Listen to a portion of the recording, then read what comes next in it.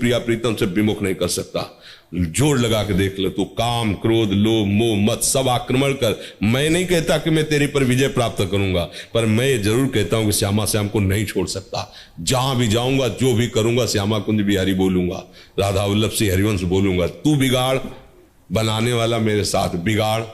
ऐसे लड़ा जाता, ऐसे कोई कह दे कि काम विजय तो भगवान शंकर की भी समाधि भंग कर दी, औरों की तो बात चल तो इसलिए तो मतलब इस बात को समझना होगा। अब जैसे बाहरी संसारी आदमी है ना, वो अरे वो तो है, अरे भाई समझो यार, तुम 10 दिन नहीं रह सकते जैसे साधु रहता। 10 दिन साधुता को नौटंकी समझा जाता है आजकल। साधुता नौटंकी नहीं होती, और नौटंकी करने वाला कभी साधु नहीं होता। दोनों बातें एक अलग अलग। साधुता ऐसी बिल्कुल चढ़ के मैं तुरंग पर चली वो पावक माए, वो प्रकाशित होते हैं तो लोग फिर अरे कितना माल टाल है बाबा के पास, कितनी बाबा की कमाई को तुम नहीं देख रहे हो केवल समझते ना कि बाबा लोग हराम का खाते हैं। अरे जाल जाओगे तो भाई होश उड़ जाएंगे। क्या मन को मार, तुम्हें सब सुविधा दे दी जाए, केवल तुम्हारी वासनाओं की पूर्ति में बाधा डाल दी जाए तो आप छोड़ के भाग जाओगे, छोड़ के रात में भाग जाओगे।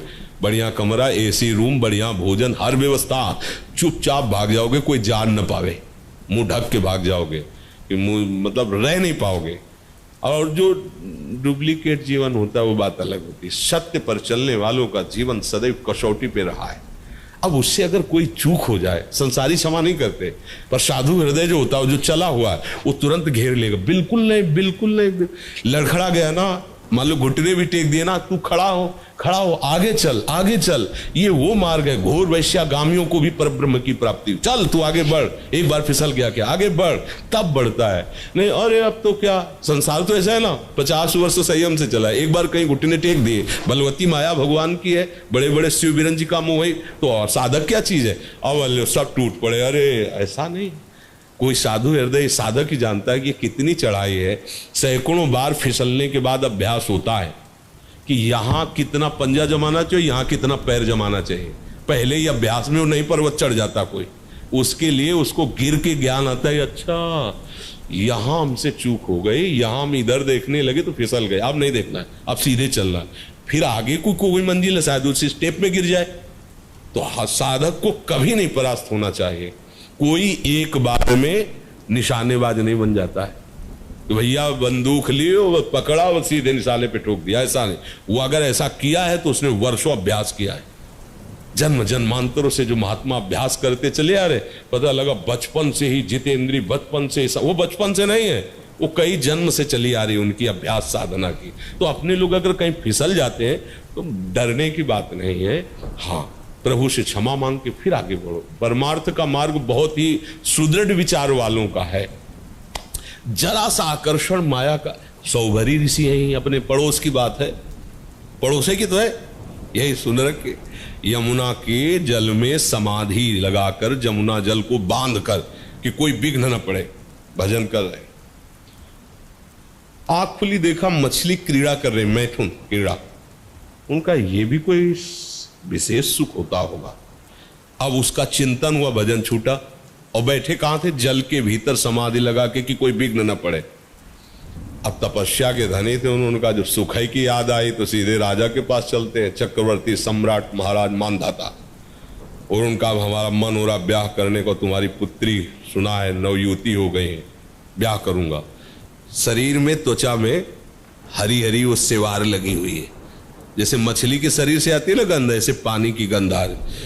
अब राजा कुछ बोल तो सकते नहीं, तुरंत साफ दे तो उनका महल में जाओ जो तुम्हें पसंद कर। 50 पुत्रियां थी, तो समझ गए सोबर ऋषि कि क्यों ऐसा बोल रहे। उन्होंने वो देव रूप धारण किया और मंत्री ने जाके कहा महाराज सोबरी पधार रहे, जो राजकुमारी चाहे उन्हें पति रूप में वरण कर ले। 50 ने देखा, दौड़ पड़ी, हम पति 50 से ब्याह कर लिया, 50 से पूरे से। तब उन्होंने जब 50 से ब्याह किया, फिर जब उन्हें होश आया तब उन्होंने एक श्लोक का गान किया। संगम त्यजेत मिथुन व्रतिनाम मुमुक्षु सर्वात्मना न विसजेत बहिरेन्द्रियाणि एकश्चरन रहस्य चित्त मनंती से युंजीत तद व्रतिसु साधुश्चेत प्रसंगा। परमार्थ के पथिक को ध्यान रखना चाहिए, कभी भी किसी को मैथुन धर्म से युक्त जो हैं उस दृश्य को नहीं देखना चाहिए और ऐसे लोगों से अपना संबंध नहीं बनाना चाहिए, मित्रता नहीं बनानी चाहिए, सदैव अकेला रहना चाहिए और इंद्रियों को बहिर्मुख नहीं होने देना चाहिए। यदि संग करे तो भगवत प्रेमी महात्माओं का, नहीं तो एकांत में अनंत महिमाशाली प्रभु के नाम रूप का चिंतन करे। वो तो उनको ध्यान आया कि मैं फंस गया यार, बहुत बुरा फंस गया। ऐसा नहीं कि ये माया अपने, लोग तो मच्छर हैं इन महापुरुषों के सामने।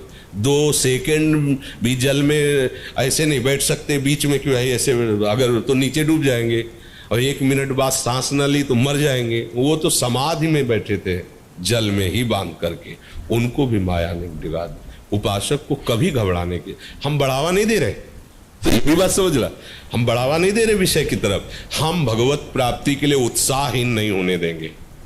चाहे जितने बुरे हैं पर अपने प्रभु के हैं, एक दिन ये बुराइयां नष्ट होंगी। क्योंकि जैसे अंधकार में हम फंस गए हैं पर भरोसा सूर्य का किया, तो जब सूर्य उदय होगा तो अंधकार का नामो निशान नहीं रहेगा। भगवान मंगल भवन है, भगवान सर्वबलशाली है। जिस समय उनकी कृपा को हमारे ऊपर होगी, उस समय हम निर्विकार होकर उनके परम पावन भक्त बन जाएंगे। भगवान का भरोसा हम छोड़ने वाले नहीं, उनका नाम छोड़ने वाले नहीं, चाहे जैसी। तो जब ऐसी वृत्ति आएगी तो ऐसे प्रभु ले ले, करऊं सदा तिनके रखवारी जिम बालक राख।